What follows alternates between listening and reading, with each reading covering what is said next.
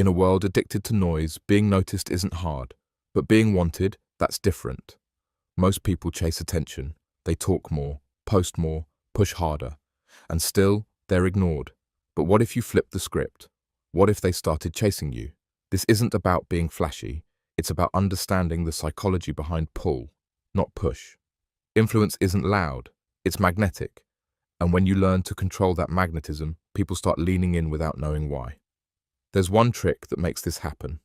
One shift that turns you from forgettable into fascinating. And no, it's not manipulation. It's not a gimmick. It's something anyone can do, starting today.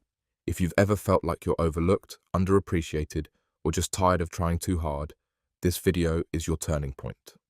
Let's get into it. To make people chase your attention, you need to understand why they chase anything at all.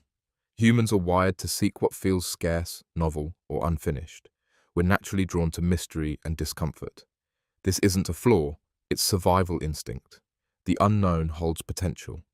It makes us curious, and curiosity is one of the most powerful forms of engagement. That's why people pay attention to the unavailable, the unpredictable, the undefined. If something is always accessible, it blends into the background. But once it steps away, it suddenly matters more. That's the scarcity effect. When something seems limited, we assume it's valuable. Our brains associate rarity with worth, even if that worth hasn't been proven. This is why trying too hard backfires. Constantly being available, over-explaining, or oversharing doesn't build interest. It drains it. The moment you stop giving people room to wonder, you stop giving them a reason to care. Attention can't be forced. It has to be earned through tension, the right kind. Let's go deeper. There's also something called the Zeigarnik effect. It describes our tendency to remember uncompleted tasks better than completed ones. If someone starts telling a story and walks away before finishing it, we obsess over what's missing.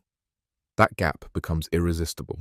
Apply that to your presence. Show just enough, but never everything. Let others fill in the blanks. That mental engagement is far more powerful than any loud introduction. Then there's social validation. People chase what others seem interested in.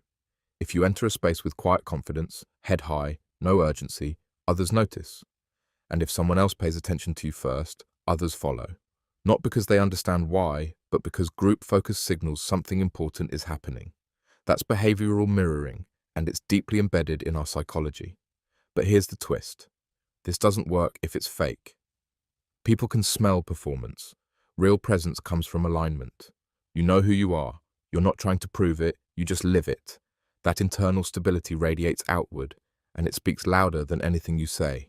The trick isn't to demand attention. It's to become a source of emotional contrast. In a world of noise, be calm. In a room full of force, be still. In chaos, be composed. People notice contrast, and if your energy feels different in a room, you become memorable by default. To activate this psychology, stop explaining yourself. Start living with focus. Speak when it matters. Move with purpose. Let your energy do the work, and people will naturally lean in. Not because you asked for it, but because they feel it. This shift starts with awareness. You don't need to chase connection when you become the one others seek out. Before we continue with the video and reveal how to apply this principle to your everyday life, I've got one quick ask. I'm building a community focused on growth, self-respect, and real presence, and your support helps it grow. So if you're getting value, hit that subscribe button. I appreciate you being here. If you want to make people chase your attention, you need to become a question they want to answer, not a statement they've already read.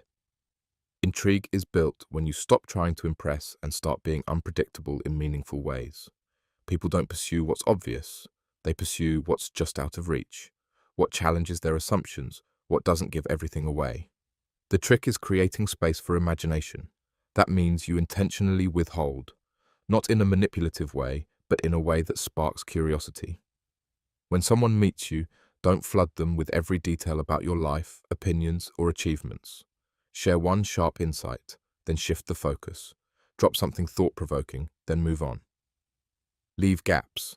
Those gaps keep people thinking about you long after the interaction ends. Next, redefine consistency.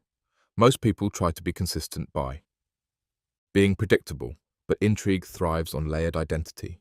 That doesn't mean being inconsistent. It means showing different strengths in different situations, calm in conflict, bold in creativity, focused when others drift. These shifts build complexity. Complexity builds interest. Another key is timing. Intrigue is destroyed by overexposure. If you're constantly reaching out, always the one initiating, you remove the chase. Step back sometimes. Let others wonder where you've gone. Silence, when used with purpose, is louder than constant presence. Your body language matters too. How you move through a room sends a message before you say a word. Walk with intention. Make eye contact briefly, not desperately. Smile when it means something, not as a default. These choices create an air of self-possession. You don't need attention. You're simply at ease with or without it. That energy is rare, and rarity pulls people in. Most importantly, master your reactions. When someone tests your boundaries or tries to get a rise out of you, stay composed. Nothing builds intrigue like emotional self-control. When people realize they can't predict or provoke you, their curiosity multiplies. And finally, don't seek to be liked. Aim to be remembered. People chase what leaves a mark. Not the loudest voice, but the one that made them think, feel, or question something. That's the person who lingers in their mind. Intrigue can't thrive in the wrong environment. While the core trick draws attention, how you manage it determines whether people stay interested or lose it instantly. One of the biggest mistakes people make is overusing their presence. When you constantly insert yourself into conversations, post excessively, or always have something to say, your energy starts to dilute. Attention relies on contrast. If you're always visible, you become background noise.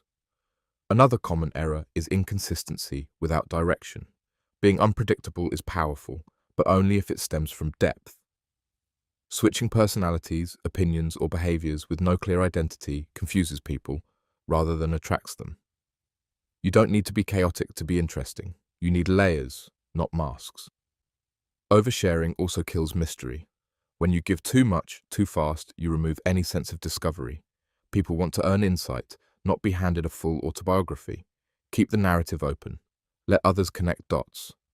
Their mental investment creates emotional attachment. Neediness is another silent killer. Subtle hints, constant check-ins, or trying to extend interactions beyond their natural end signals insecurity. And insecurity drives people away. The more you chase, the more others withdraw. Let go of the need to control outcomes. Control your own standards instead. False humility is equally destructive. Downplaying your strengths excessively, pretending to be unsure just to seem modest, these behaviors confuse confidence with self-deprecation. Real pull comes from quiet certainty, not strategic self-doubt. Timing matters too. Jumping into the spotlight too quickly or lingering too long reduces impact. Know when to speak, when to leave, when to disappear. The ability to exit with poise often leaves a stronger impression than staying too long.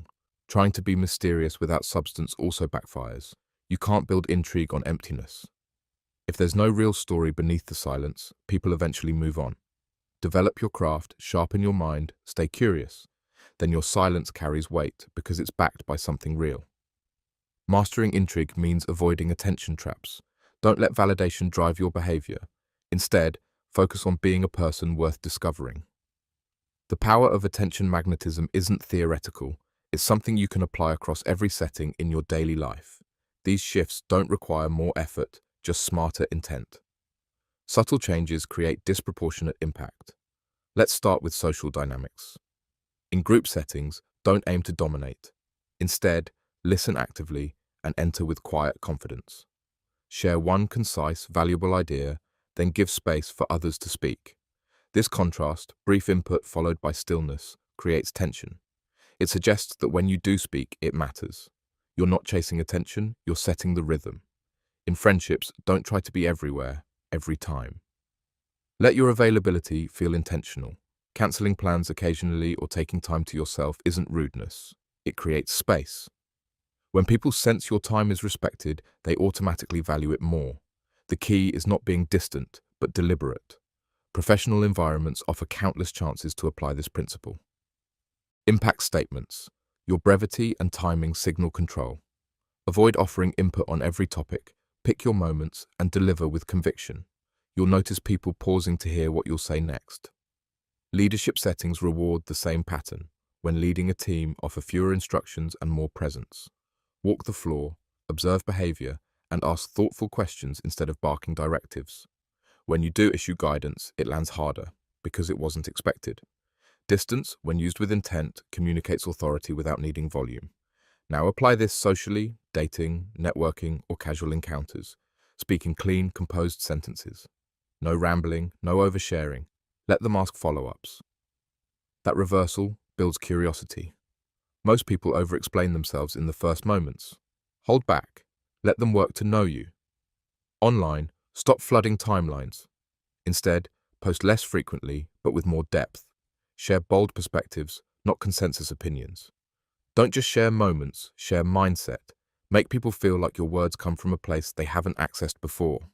That emotional contrast in a digital sea of sameness creates memorability. Even in digital messaging, apply scarcity. Don't always respond immediately. Vary your tone. Shift between short replies and thoughtful insights.